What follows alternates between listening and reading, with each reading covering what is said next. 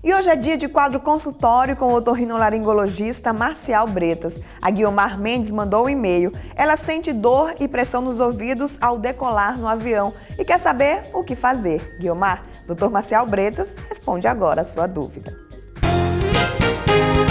Principalmente os pacientes que estão com quadro de resfriado, uma gripe, um quadro de rinite alérgica aguda, ele está com essas cavidades aéreas, a cavidade nasal muito congestionada, tá? Como que isso funciona? À medida que o avião ele vai descendo em condições normais, tá?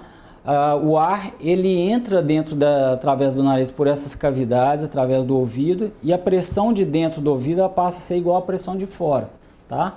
Quando o nariz ele está funcionando normalmente, certo? Quando o paciente está congestionado, com o nariz muito obstruído, esse fluxo de ar ele fica interrompido pela inflamação da mucosa, tá? Dentro do ouvido a gente tem esse canalzinho aqui que a gente chama de tuba auditiva. Ela abre lá na região posterior do nariz. Quando a mucosa nasal está muito congestionada, o ar ele não consegue passar, consequentemente não ventila, ou seja, a pressão daqui de dentro do ouvido ela fica inferior a pressão externa que está empurrando o tímpano dele para dentro.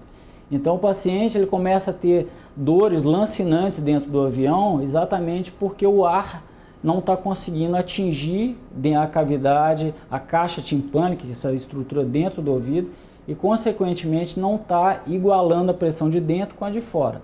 Então a pressão o tempo todo está empurrando a membrana do tímpano dele para dentro.